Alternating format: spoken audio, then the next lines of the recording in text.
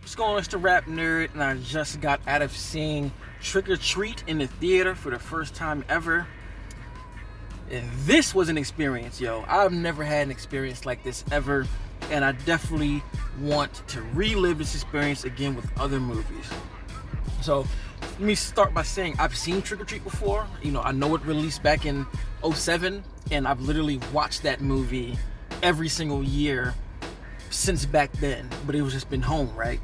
And the interesting part of this experience is usually, you know, most of us when we watch movies, you go to the theater, and when you rewatch it again, you're kind of downscaling to a TV. So the experience and things that you remember, they're still there, but you know, again, it's just seeing if it still feels the same or even similar once you downscale it to the TV.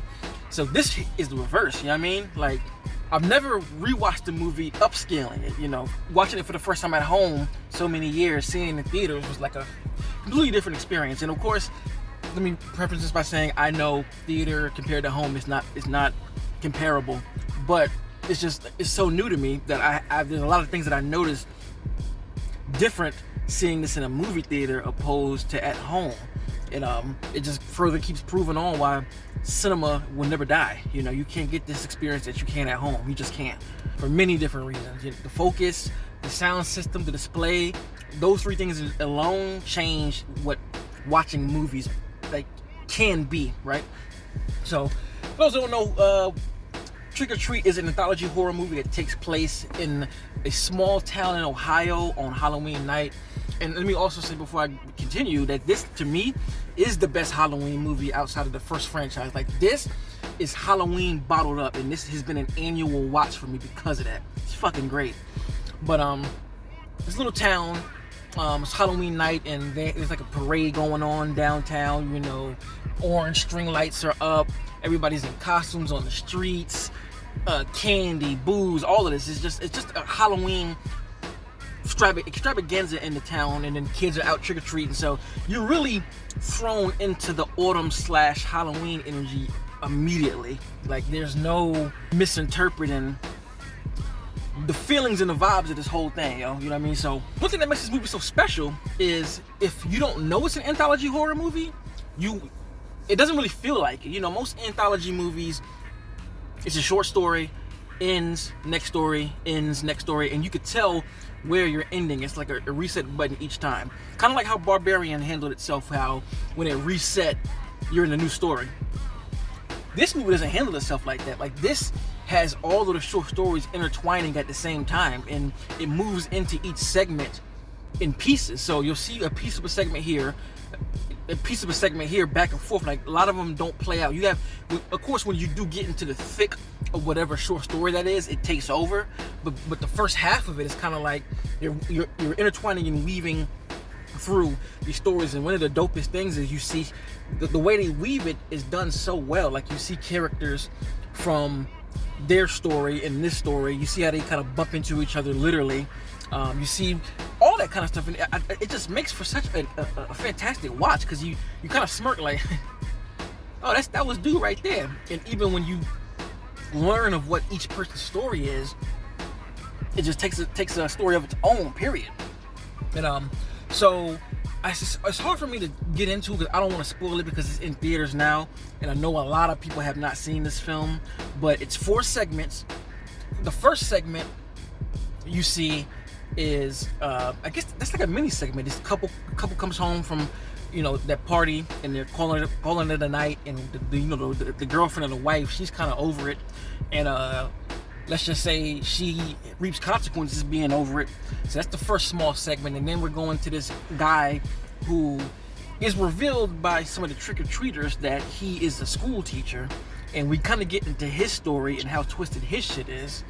And then we're met with this group of girls who are dressing up to get ready to go to a Halloween party, and they're talking about their own party. This is something outside of the parade, and they're talking about trying to find dates, and there's a lot of slick metaphors and wordplay going on here that once you find out what their deal is, it just makes everything they say so much sweeter.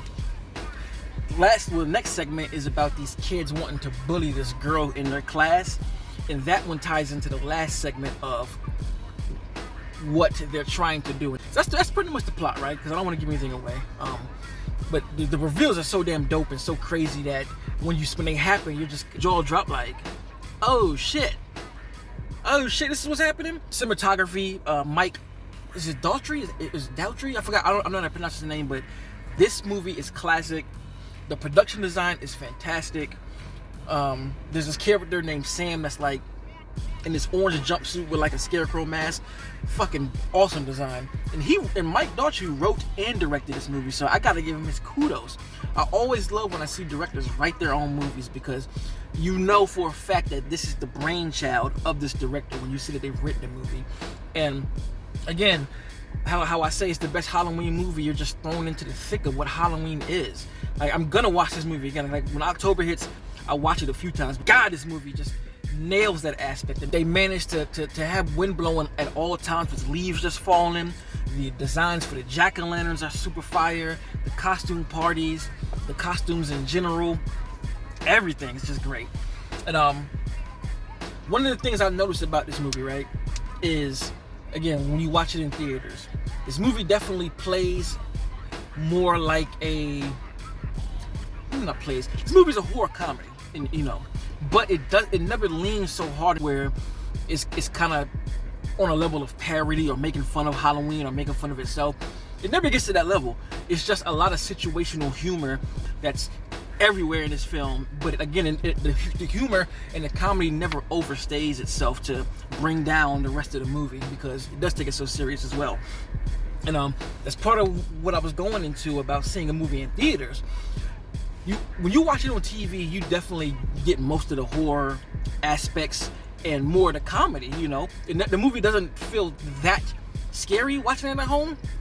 But when you watch it in theaters, with the large visual medium and the sound system booming, this movie kicked up, the theatrical experience kicked up the intensity and the scare factor of this movie a lot. For one, having a big ass theater to watch, you definitely notice more than you would on your television screen, especially somebody like me who's seen it on TV 100 times. There are things that were way more spine chilling, being able to see something and then have the sound system to go along with it, because the score is excellent. It's very, how can I say it? It's orchestra created, or influenced if it wasn't a real orchestra. And that's kind of hard to find in a lot of movies, especially horror films, where you have an actual orchestra playing. Awesome theme, but just all of that stuff in the play amplified the movie in its intensity. And I'm kind of upset that I didn't get to see the movie this way the first time, because like, holy shit, what a movie, bro. Like, there's one scene in particular, right, where a character is in.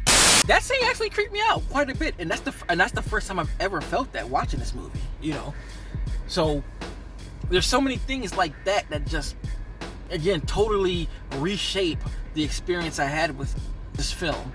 I might do I want to do some spoiler talk so we can really get down into the nitty gritty of this film, because this film is, again, one of my favorites movies in general, one of my favorite Halloween films, one of my favorite horrors. Fucking love this movie. So I advise you're watching this review right here, if it's in your theater, go see it.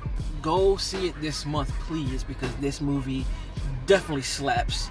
I would be surprised if anyone were to come back to me and say they didn't like it, because it's phenomenal.